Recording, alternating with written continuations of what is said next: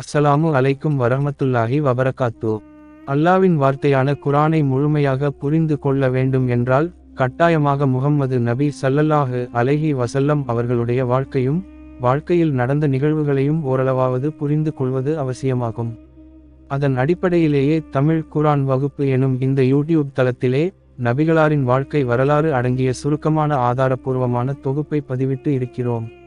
இதை முழுமையாக கேட்டு பயன்பெறுமாறு அன்போடு கேட்டுக்கொள்கிறோம். பொறுமை மற்றும் நிலைகுலையாமையின் தூண்டுகோள்கள்.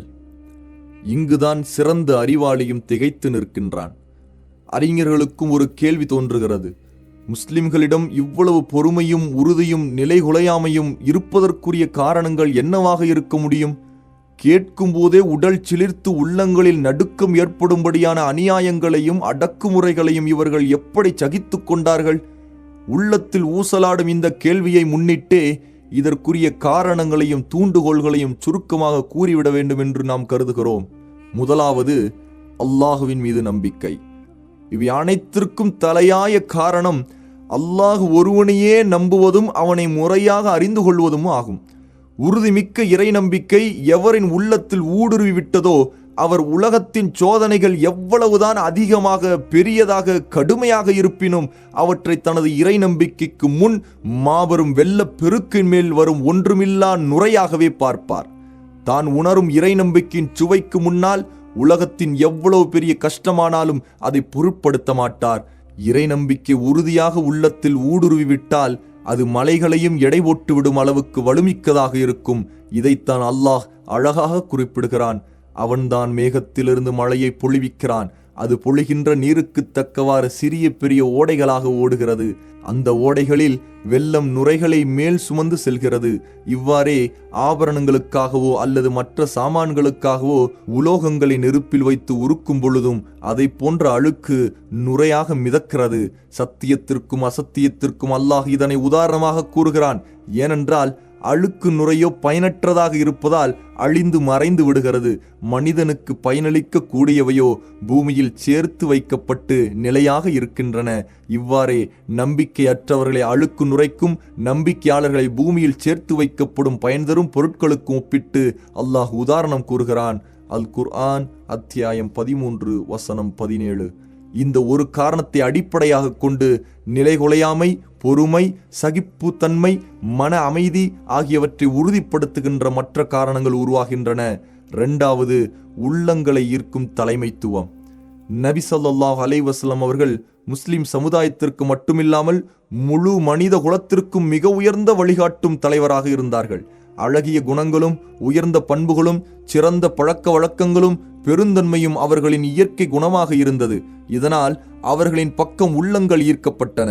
அவர்களுக்காக பல உயிர்கள் தியாகங்கள் செய்ய துணிந்தன. அவர்களிடம் இருந்த உயர்ந்த நற்பண்புகளைப் போன்று வேறு எவரும் பெற்றிருக்கவில்லை. சிறப்பு, உயர்வு, கண்ணியம், மதிப்பு, பெருந்தன்மை, வாய்மை, நன்னடத்தை, பணிவு ஆகியவற்றில் எதிரிகள் கூட சந்தேகிக்க முடியவில்லை எனும்போது அவர்களது அன்பர்கள் நண்பர்கள் பற்றி என்ன கூற முடியும்? நபி ஸல்லல்லாஹு அலைஹி வஸல்லம் அவர்களிடமிருந்து ஒரு வார்த்தையை செவிமடுத்தாலும் அதை உண்மை என்றே அவர்கள் உறுதி கொள்வார்கள். குறைஷியர்களில் 3 ஓரிடத்தில் ஒன்று கூடினார்கள். இவர்கள் ஒவ்வொருவரும் பிறருக்கு தெரியாமல் ரகசியமாக குர்ஆனை செவிமடுத்திருந்தார்கள். ஆனால் பிறகு இவர்களது ரகசியம் வெளியாகிவிட்டது. 3 ஒருவன் அவர்கள் 2ஆமவனான அபு ஜஹலிடம், முஹம்மதிடம் நீ கேட்பதை பற்றி என்ன நினைக்கிறாய் என்று கேட்டான். அதற்கு அவன், நான் என்ன கேட்டுவிட்டேன்? எங்களுக்கும் அப்து மனாப் குடும்பத்திற்கும் சிறப்பு விஷயத்தில் போட்டி வந்தபோது அவர்கள் ஏழைகளுக்கு உணவளித்தார்கள், நாங்களும் உணவளித்தோம். அவர்கள் வாகனமற்றவர்களுக்கு வாகனங்களை வழங்கினார்கள், நாங்களும் வழங்கினோம். தர்மம் செய்தார்கள், நாங்களும் தர்மம் செய்தோம். இவ்வாறு நாங்கள் நன்மையான விஷயத்தில் பந்தய குதிரைகளை போன்று ஆகிவிட்டோம். அப்போது அப்து மனாஃபின் குடும்பத்தார்கள், எங்களுக்கு இறை தூதர் இருக்கின்றார், அவருக்கு வானத்திலிருந்து வஹி இறை செய்தி வருகிறது என்று கூறினார்கள். அதற்கு அபு ஜஹல், இந்த சிறப்பை எப்பொழுதும் நாங்கள் அடைந்து கொள்ளவே முடியாது என்று பொறாமையுடன் கூறி, நீங்கள் கூறும் இந்த நபியை ஒரு காலம் நாங்கள் ஏற்றுக்கொள்ள முடியாது, உண்மைப்படுத்தவும் முடியாது என்று கூறிவிட்டான். ஆதாரம் இப்னு ஹிஷாம். முஹம்மதே, நாங்கள் உம்மை பொய்ப்பிக்கவில்லை, நீ கொண்டு வந்த மார்க்கத்தைத்தான் பொய்ப்பிக்கின்றோம் என்று அபு ஜஹல் எப்போதும் கூறி வந்தான். அதையே இந்த வசனம் சுட்டிக்காட்டுகிறது. நபியே, உங்களை பொய்யரென அவர்கள் கூறுவது நிச்சயமாக உங்களுக்கு கவலையை தருகின்றது என்பதை உறுதியாக நாம் அறிவோம். நிச்சயமாக அவர்கள் உங்களை பொய்யாக்கவில்லை. ஆனால் இந்த அநியாயக்காரர்கள் அல்லாஹுவின் வசனங்களையே பொய்யாக்கி நிராகரிக்கின்றனர். அல் குர்ஆன் அத்தியாயம் 6 வசனம் 33. ஒரு நாள் நபி ஸல்லல்லாஹு அலைஹி வஸல்லம் அவர்களை நிராகரிப்பவர்கள் மும்முறை எல்லை மீறி குத்தலாக பேசினார்கள். அப்போது நபி ஸல்லல்லாஹு அலைஹி வஸல்லம் அவர்கள், குறைஷி கூட்டமே, திட்டவட்டமாக நான் உங்களிடத்தில் உங்களை பலியிட்டு விடும் முடிவை கொண்டு வந்துள்ளேன். இதே நிலையில் நீங்கள் நீடித்தால் அதிவிரைவில் உங்களது கதை முடிந்துவிடும் என்று எச்சரித்தார்கள். இவ்வார்த்தை அவர்களிடையே பெரும் பதற்றத்தை ஏற்படுத்தியது. நபி ஸல்லல்லாஹு அலைஹி வஸல்லம் அவர்களுக்கு கடும் எதிரியாக இருந்தவர் கூட அவர்களை மிக அழகிய முறையில் சமாதானப்படுத்தினார். ஒருமுறை அறுக்கப்பட்ட ஒட்டகத்தின் குடல்களை சஜிதாவில் இருக்கும்போது நபி ஸல்லல்லாஹு அலைஹி வஸல்லம் அவர்களின் மீது அவர்கள் போட்டனர். அவர்களுக்கு எதிராக அல்லாஹ்விடம் நபி அவர்கள் கையேந்திய போது எதிரிகளின் சிரிப்பு மறைந்து கவலையும் துக்கமும் அவர்களை பீடித்து கொண்டது. நிச்சயமாக தங்களுக்கு நாசம்தான் என்பதை உறுதியாக விளங்கிக் கொண்டனர். அபுலஹபின் மகன் உத்பாவிற்கு எதிராக நபி ஸல்லல்லாஹு அலைஹி வஸல்லம் பிரார்த்தனை செய்தார்கள். நபி ஸல்லல்லாஹு அலைஹி வஸல்லம் அவர்கள் தனக்கு எதிராக செய்த பிரார்த்தனையின் பலனை சந்தித்தே ஆக வேண்டும் என்று அவன் உறுதியாக நம்பியிருந்தான். அவன் பயணத்தில் ஓரிடத்தில் தங்கியிருந்த போது சிங்கத்தை பார்த்துவிட்டு மக்காவில் இருந்து கொண்டே முஹம்மது என்னை கொலை செய்து விட்டார் என்று கத்தினான். உபை இப்னு கலஃப் நபி ஸல்லல்லாஹு அலைஹி வஸல்லம் அவர்களை கொன்று விடுவேன் என்று மிரட்டி வந்தான். நபி ஸல்லல்லாஹு அலைஹி வஸல்லம், இன்ஷா அல்லாஹ், நான் தான் உன்னை கொள்வேன் என்று கூறினார்கள். உஹுது போரில் நபி ஸல்லல்லாஹு அலைஹி வஸல்லம் அவர்கள் அவன் மீது ஈட்டியை எய்து சிறிய காயத்தை ஏற்படுத்திய போது, இந்த முஹம்மது மக்காவில் இருக்கும் போது என்னை கொள்வேன் என்று சொல்லியிருந்தார். அல்லாஹ்வின் மீது சத்தியமாக அவர் என் மீது துப்பி இருந்தாலும் அவர் என்னை கொன்றிருப்பார் என்றான் உபை. இதன் விவரம் பின்னால் வர இருக்கிறது. ஆதாரம் இப்னு ஹிஷாம். மக்காவில் இருக்கும்போது சஅத் இப்னு முஆத் ரலியல்லாஹு அன்ஹு அவர்கள் உமையாவை பார்த்து, முஸ்லிம்கள் உன்னை நிச்சயம் கொலை செய்து விடுவார்கள் என்று நபி ஸல்லல்லாஹு அலைஹி வஸல்லம் கூற நான் கேட்டிருக்கிறேன் என்று கூறினார்கள். இதை கேட்ட உமையாவுக்கு மரண பயம் ஏற்பட்டு மக்காவை விட்டு வெளியேறவே மாட்டேன் என்று தனக்குத்தானே உறுதி செய்து கொண்டான். பத்ர் போர் அன்று அபு ஜஹல் தன்னுடன் வந்தே ஆக வேண்டும் என்று அவனை நிர்பந்தித்த போது போரிலிருந்து தப்பிப்பதற்கு வசதியாக மக்காவில் உள்ள ஒட்டகங்களின் மிகச்சிறந்ததை வாங்கி தன்னுடன் வைத்துக் கொண்டான். அவனுடைய மனைவி, ஏ அபு சஃப்வான், மதீனாவில் உள்ள சகோதரர் உனக்கு கூறியதை நீ மறந்து விட்டாயா என்று கேட்டாள்.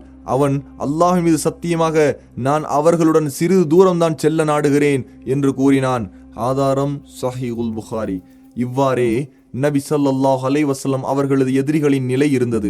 நபி ஸல்லல்லாஹு அலைஹி வஸல்லம் அவர்களது தோழர்களின் நிலை எவ்வாறு இருந்ததென்றால், நபி அவர்களை தங்களது உயிரினும் மேலாக அவர்கள் மதித்தார்கள். பள்ளத்தை நோக்கி தண்ணீர் விரைந்து வருவது போல நபி அவர்களை நோக்கி அவர்களது உள்ளத்தில் உண்மையான பிரியம் விரைந்து வந்தது.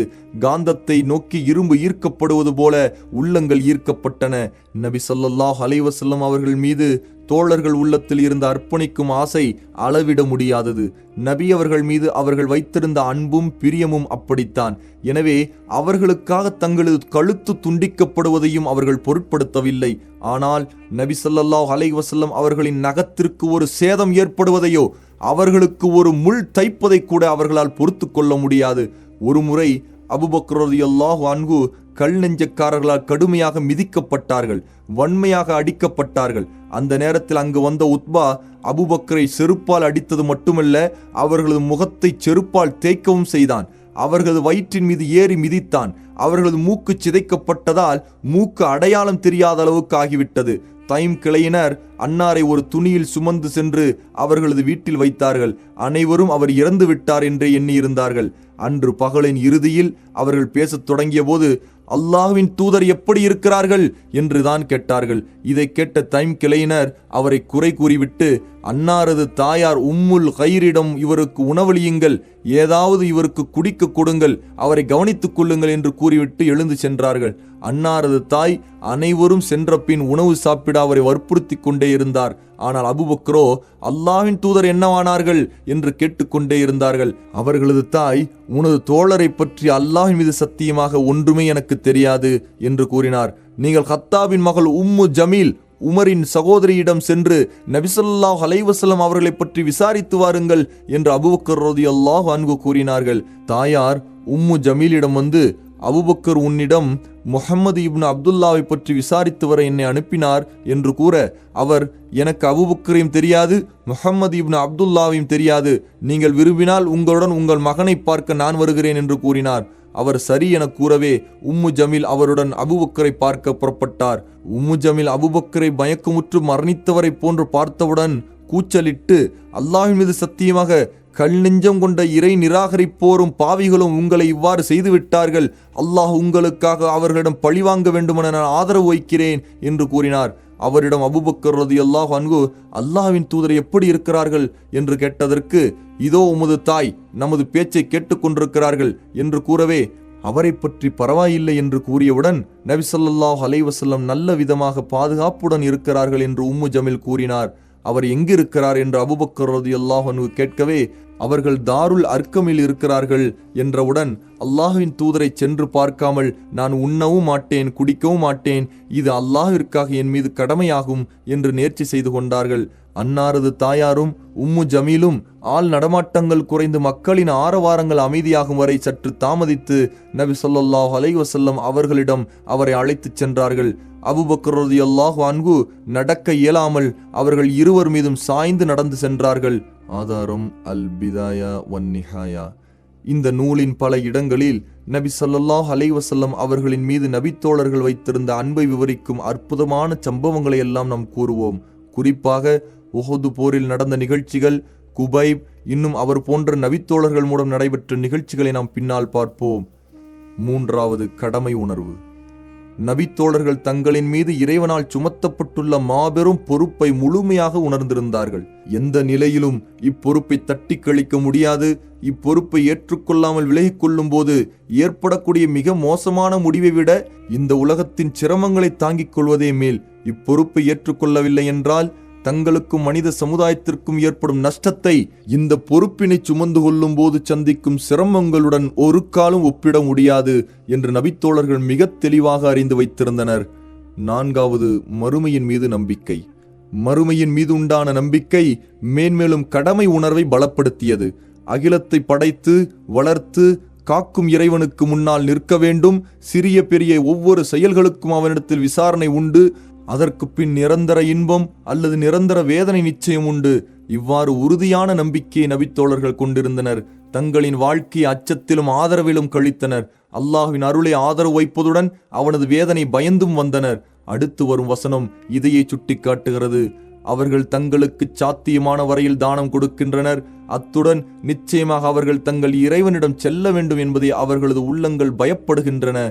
அல் குர்ஆன் அத்தியாயம் 23 வசனம் 60.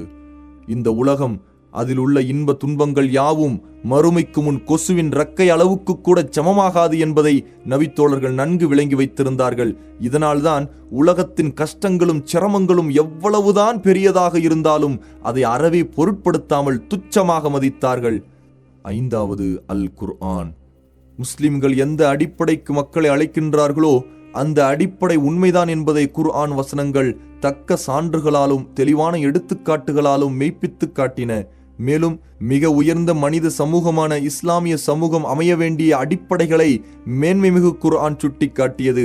இதில் நேரிடும் இன்னல்களை சகித்துக் கொள்ள வேண்டும், எதிர்ப்புகள் தலைதூக்கும் போது துணிவுடன் இருக்க வேண்டும் என்பதை முன் சென்ற சமுதாயங்களை எடுத்துக்காட்டி அவர்களை பற்றிய செய்திகளில் நல்ல படிப்பினைகளையும் ஞானங்களையும் வழங்கியது.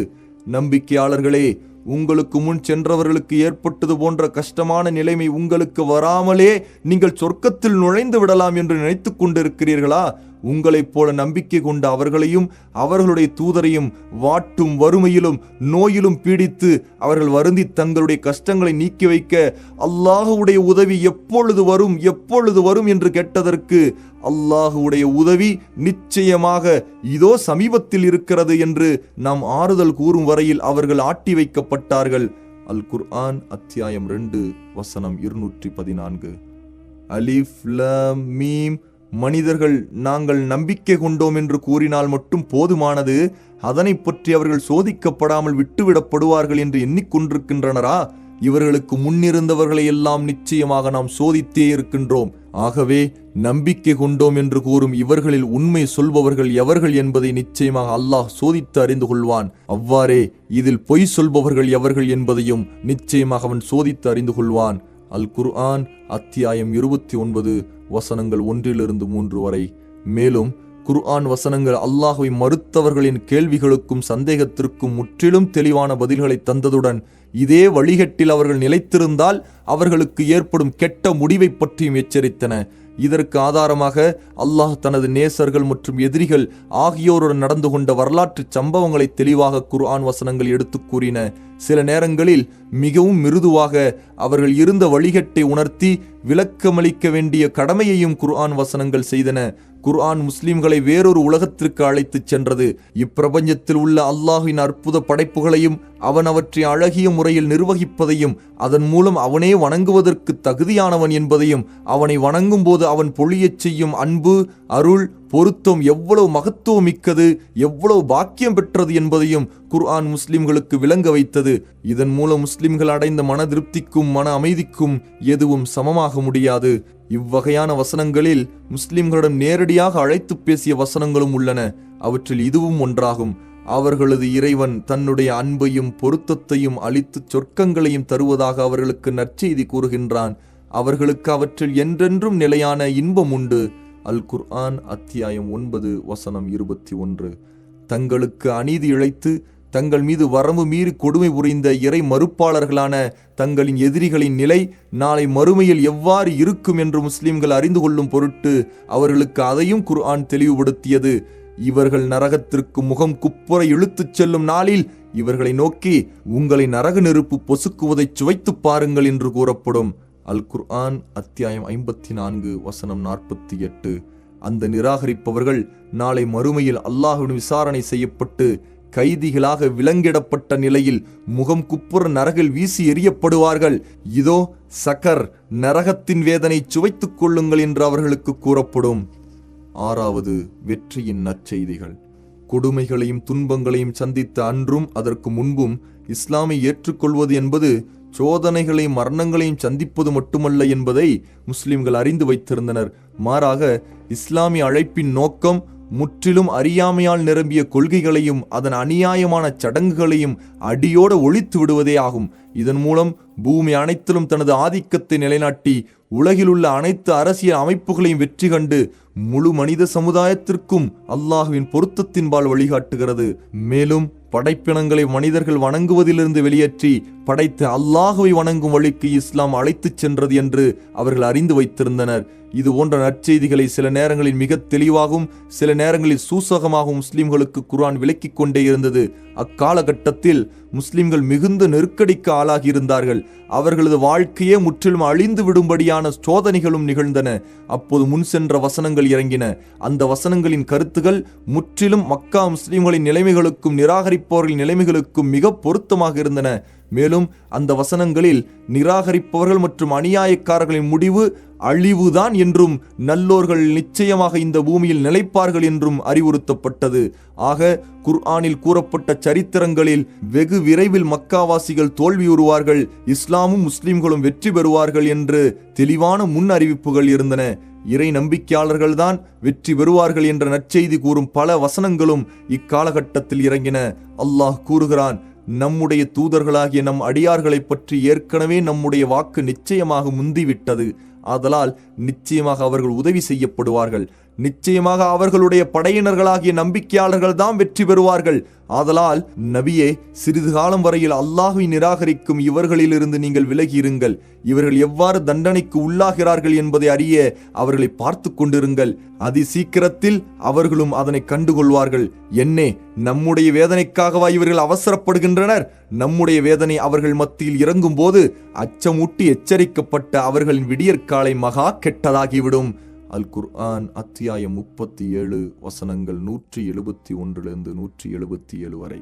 வெகு விரைவில் இவர்களுடைய கூட்டம் சிதறடிக்கப்பட்டு இவர்கள் புறங்காட்டிச் செல்வார்கள். அல் குர்ஆன் அத்தியாயம் 54 வசனம் 45. இவர்களுடைய கூட்டத்தினர் எம்மாத்திரம், மற்ற கூட்டத்தினர்களைப் போலவே இவர்களும் முறியடிக்கப்படுவார்கள். அல் குர்ஆன் அத்தியாயம் 38 வசனம் 11. ஹபஷாவிற்கு சென்று குடியேறிய முஸ்லிம்களை பற்றி இந்த வசனம் இறங்கியது. நம்பிக்கையாளர்களே, உங்களில் எவர்கள் எதிரிகளால் துன்புறுத்தப்பட்டு பின்னர் அல்லாஹுக்காக தங்கள் ஊரை விட்டு புறப்பட்டார்களோ அவர்களுக்கு நிச்சயமாக நாம் இந்த உலகிலும் நல்ல இருப்பிடத்தையே தருவோம், மறுமையின் கூலியோ இதைவிட மிக பெரியது, இதனை அவர்கள் அறிந்து கொள்ள வேண்டுமே. அல் குர்ஆன் அத்தியாயம் 16 வசனம் 41. நபி யூசுப் அலைஹிஸ்ஸலாத்து வஸ்ஸலாம் அவர்களின் வரலாற்றை விசாரித்த அந்த மக்களுக்கு பதில் கூறும்போது, அதில் நபியே, நிச்சயமாக யூசுப் மற்றும் அவரது சகோதரர்களுடைய சரித்திரத்தை பற்றி வினவுகின்ற இவர்களுக்கு இதில் பல படிப்பினைகள் இருக்கின்றன. அல் குர்ஆன் அத்தியாயம் 12 வசனம் 7 என்றும் அல்லாஹ் கூறினான். அதாவது நபி யூசுப் அலைஹிஸ்ஸலாத்து வஸ்ஸலாம் அவர்களின் வரலாற்றை விசாரித்த மக்காவாசிகளே, அவர்களின் சகோதரர்களுக்கு ஏற்பட்ட தோல்வியை போன்றே நீங்களும் தோல்வியை சந்திக்க இருக்கிறீர்கள். அவர்கள் அடிபணிந்தது போன்றே நீங்களும் வெகு விரைவில் அடிபணிவீர்கள் என்று அறிவுறுத்தப்பட்டது. இறை தூதர்களை நினைவு கூர்ந்து அல்லாஹ் கூறுகிறான், தங்களிடம் வந்த நம்முடைய தூதர்களை நிராகரித்தவர்கள் அவர்களை நோக்கி, நிச்சயமாக நீங்கள் நம்முடைய மார்க்கத்தில் திரும்பிவிட வேண்டும், இல்லையேல் நாங்கள் உங்களை எங்களுடைய ஊரிலிருந்து வெளியேற்றி விடுவோம் என்று கூறினார்கள். அதற்கு அவர்களுடைய இறைவன் அந்த தூதர்களை நோக்கி, நிச்சயமாக நாம் இந்த அநியாயக்காரர்களை அழித்து விடுவோம் என்றும் உங்களை அவர்களுக்கு பின்னர் அவர்களுடைய பூமியில் நிச்சயமாக நாம் குடியேறச் செய்வோம் என்றும் வஹீ மூலம் அறிவித்து, இது எவர் என் முன்னால் விசாரணைக்காக நிற்பதை பயந்தும் என் அச்சமுட்டலை பயந்தும் நடக்கின்றாரோ அவருக்கு ஒரு சன்மானமாகும் என்றும் அவர்களுடைய இறைவன் அறிவித்தான். அல் குர்ஆன் அத்தியாயம் 14 வசனங்கள் 13 மற்றும் 14. பாரசீகர்களுக்கும் ரோமர்களுக்கும் மிக கடுமையான போர் கொழுந்து விட்டு எரிந்து கொண்டிருந்த நேரத்தில் மக்காவாசிகள் இணை வைப்போர்களாகிய பாரசீகர்களே வெற்றி பெற வேண்டும் என்று விரும்பினார்கள். ஆனால் முஸ்லிம்கள் அல்லாஹ்வையும் மறுமையினாலையும் நம்புகின்ற ரோமர்களே வெற்றி பெற வேண்டும் என்று விரும்பினார்கள். அப்போது அந்த போரில் பாரசீகர்கள் தான் வலுப்பெற்று முன்னேறியும் வந்த நேரத்தில் இன்னும் சில ஆண்டுகளில் ரோமர்கள் பாரசீகர்களை வீழ்த்தி விடுவார்கள் என்ற நற்செய்தி அல்லாஹ் இறக்கி வைத்தான். அத்துடன் நிறுத்திக் கொள்ளாமல் மற்றொரு நற்செய்தியும் கூறினான். அதுதான் முஸ்லிம்களுக்கு அல்லாஹ்வின் உதவி வெகு விரைவில் உண்டு என்பது. நமக்கு சமீபமான பூமியில் உள்ள ரூம் வாசிகள் தோல்வி அடைந்தனர். அவர்கள் இன்று தோல்வி அடைந்து விட்ட போதிலும் அதி சீக்கிரத்தில் வெற்றி அடைவார்கள். அதுவும் சில ஆண்டுகளுக்குள்ளாகவே வெற்றி அடைவார்கள். வெற்றி தோல்வி என்ற விஷயம் இதற்கு முன்னரும் இதற்கு பின்னரும் அல்லாஹுவுக்கே சொந்தமானது. அவர்கள் வெற்றியடையும் அந்நாளில் நம்பிக்கையாளர்கள் அல்லாஹ்வின் உதவியை கண்டு மகிழ்ச்சி அடைவார்கள். அல்லாஹ் தான் விரும்பியவர்களுக்கு உதவி புரிகிறான். அவன் அனைவரையும் மிகைத்தவனும் கிருபை உடையவனுமாக இருக்கின்றான். அல் குர்ஆன் அத்தியாயம் 30 வசனங்கள் 2-5 வரை. நபி ஸல்லல்லாஹு அலைஹி வஸல்லம் அவர்களும் அவ்வப்போது இது போன்று நற்செய்திகளை மக்களுக்கு கூறி வந்தார்கள். ஹஜ்ஜுடைய காலங்களில் உக்கால், மஜன்னா, தில் மஜாஸ் என்ற இடங்களில் தூதுத்துவத்தை எடுத்து கூறுவதற்காக மக்களை சந்திக்கும் போது சொர்க்கத்தின் நற்செய்தி மட்டுமல்லாது இவ்வுலக வாழ்க்கையின் வெற்றியை கொண்டும் நற்செய்தி கூறி வந்தார்கள். மக்களே, லா இலாஹ இல்லல்லாஹ், வணக்கத்திற்குரிய இறைவன் அல்லாஹ்வை தவிர வேறு யாரும் இல்லை என்று கூறுங்கள், வெற்றி அடைவீர்கள். அதன் மூலம் அரபியர்களை நீங்கள் ஆட்சி செய்யலாம். அரபி அல்லாதவர்கள் உங்களுக்கு பணிந்து நடப்பார்கள். நீங்கள் இறந்து விட்டாலும் சொர்க்கத்தில் மன்னர்களாகவே இருப்பீர்கள். ஆதாரம் இப்னு சஅத். உத்பா இப்னு ரபியா உலக ஆசாபாசங்களை காட்டி நபி ஸல்லல்லாஹு அலைஹி வஸல்லம் அவர்களிடம் பேரம் பேசி அவர்களை பணிய வைக்க முயன்ற போது நபி ஸல்லல்லாஹு அலைஹி வஸல்லம் அவர்கள் அவனுக்கு கூறிய பதிலையும் அந்த பதிலில் இருந்து இஸ்லாம் நிச்சயம் மிகைத்தே தீரும் என்று உத்பா விளங்கிக் கொண்டதையும் இதற்கு முன் நாம் கூறியிருக்கிறோம். இவ்வாறே அபு தாலிபிடம் வந்த கடைசி குழுவினருக்கு கூறிய பதிலையும் நாம் முன்பே பார்த்திருக்கின்றோம். அந்த பதிலில் ஒரே ஒரு வார்த்தையைத்தான் நான் உங்களிடத்தில் எதிர்பார்க்கிறேன். அந்த வார்த்தையினால் அரபியர் உங்களுக்கு பணிவார்கள், அரபியர் அல்லாதவர்களையும் நீங்கள் ஆட்சி செய்யலாம் என்று மிக தெளிவாக அந்த மக்களுக்கு எடுத்துரைத்தார்கள். கப்பாப் இப்னு அரத் ரலியல்லாஹு அன்ஹு கூறுகிறார்கள், நபி ஸல்லல்லாஹு அலைஹி வஸல்லம் காபாவின் நிழலில் தங்களது போர்வையை தலையணையாக வைத்து படுத்திருந்த போது நான் அவர்களிடம் வந்தேன். அப்போது இணை வைப்பவர்கள் புறத்திலிருந்து பல சிரமங்களை நாங்கள் சந்தித்துக் கொண்டிருந்தோம். நான் நபி ஸல்லல்லாஹு அலைஹி வஸல்லம் அவர்களிடம், அல்லாஹ்விடத்தில் அநியாயக்காரர்களுக்கு எதிராக பிரார்த்திக்க மாட்டீர்களா என்று கேட்டேன். நபி ஸல்லல்லாஹு அலைஹி வஸல்லம் அவர்களின் முகம் சிவந்து விட்டது. படுத்திருந்தவர்கள் எழுந்து அமர்ந்து, உங்களுக்கு முன்னிருந்த மக்களில் ஒருவர் இஸ்லாமை ஏற்றுக்கொண்டதற்காக அவரின் எலும்பு, சதை, நரம்புகளை ரம்பத்தால் அறுக்கப்பட்டன. ஆனால் அத்தகைய துன்பமும் கூட அவரை மார்க்கத்திலிருந்து திருப்பவில்லை. நிச்சயமாக அல்லாஹ் இந்த மார்க்கத்தை முழுமையாக்கியே தீருவான். அப்போது யமன் நாட்டில் உள்ள சன்ஆ நகரத்திலிருந்து ஹலரமௌத் நகரம் வரை அல்லாஹ்வின் அச்சத்தை தவிர வேறு எந்தவித அச்சமுமின்றி பயணம் செய்பவர் பயணிக்கலாம். ஆனால் நீங்கள் அல்லாஹ்வின் உதவி விரைவாக கிடைக்க வேண்டும் என்று அவசரப்படுகிறீர்கள் என்று கூறினார்கள். ஆதாரம் சஹீஹுல் புகாரி. இது போன்ற நற்செய்திகளை மறைமுகமாகவோ அந்நியர்களுக்கு தெரியாமல் ரகசியமாகவோ நபி ஸல்லல்லாஹு அலைஹி வஸல்லம் அவர்கள் கூறவில்லை. மாறாக முஸ்லிம்கள் இந்த நற்செய்தியை தெரிந்து வைத்திருந்தது போலவே நிராகரிப்பவர்களும் தெரிந்து வைத்திருந்தார்கள். அஸ்வத் இப்னு முத்தலிபும் அவனது கூட்டாளிகளும் நபித்தோழர்களை எப்போது பார்த்தாலும் இடித்துரைப்பதும் கிண்டல் செய்வதுமாகவே இருந்தனர்.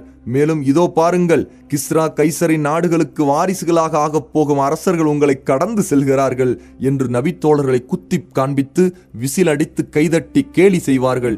இவ்வுலகில் அதிவிரைவில் ஒளிமயமான சிறப்புமிக்க எதிர்காலம் உண்டு என்று கூறப்பட்ட நற்செய்திகளால் எல்லா புறத்திலிருந்தும் தங்களுக்கு இழைக்கப்பட்டு வந்த கொடுமைகளையும் அநியாயங்களையும் கோடை காலத்தில் வெகு விரைவில் கலைந்துவிடும் மேகமூட்டமாகவே நபித்தோழர்கள் கருதினார்கள். மேலும் இந்த நற்செய்திகள் உலக வெற்றியை மட்டும் குறிப்பிடாமல் அழியாத மறுமையில் நிலையான சொர்க்கம் முஸ்லிம்களுக்கு உண்டு என்று கூறியன. இது நபித்தோழர்களுக்கு மிகுந்த ஆறுதலையும் ஆதரவையும் கொடுத்தது. இது மட்டுமல்லாமல் முஸ்லிம்களின் ஆன்மாவிற்கு நபி ஸல்லல்லாஹு அலைஹி வஸல்லம் இறை நம்பிக்கை எனும் பயிற்சி மூலம் வலுவூட்டி வந்தார்கள். அவர்களை குர்ஆன் மற்றும் நல்லுபதேசங்களால் பரிசுத்தமாக்கினார்கள். உலகப் பொருட்களுக்கும் அற்ப சுகங்களுக்கும் அடிமையாவதிலிருந்து விடுவித்து உள தூய்மை, நற்பண்பு, உயரிய குணங்கள் என மிக உயர்ந்த தரத்திற்கு தங்களது தோழர்களை மேம்படுத்தினார்கள். அகிலங்களை படைத்த அல்லாஹுவின் பக்கம் அவர்களின் கவனங்களை திருப்பினார்கள். வழிகேடு என்ற இருள் அகற்றி இஸ்லாம் என்ற ஒளியில் அவர்களை நிறுத்தினார்கள். துன்பங்களையும் துயரங்களையும் பொறுத்து சகித்து துன்பம் இழைத்தவர்களை பழிவாங்காமல் உள்ளத்தை அடக்கி அழகிய முறையில் மன்னிக்கும் பண்பாட்டை நபி ஸல்லல்லாஹு அலைஹி வஸல்லம் தோழர்களுக்கு கற்றுக் கொடுத்தார்கள். இதனால் நபி தோழர்களிடம் மார்க்க உறுதி, ஆசாபாசங்களை விட்டு விலகி வாழ்வது, இறை திருப்திக்காக தன்னை அர்ப்பணித்துக் கொள்வது, சொர்க்கத்தை விரும்புவது, மார்க்க கல்வியின் மீது பேராசை கொள்வது, மார்க்கத்தில் ஆழ்ந்த ஈடுபாடு கொள்வது ஆகிய அனைத்தும் காணப்பட்டன. மேலும் மன ஊசலாட்டங்களுக்கு கடிவாளமிட்டு அற்ப உணர்ச்சிகளுக்கு ஆட்பட்டு விடாமல் மனக்குழப்பங்களை கட்டுப்படுத்தி பொறுமை, நிதானம், கண்ணியம், ஒழுக்கம் ஆகியவற்றை கடைபிடித்து சிறந்த நன்மக்களாக விளங்கினார்கள்.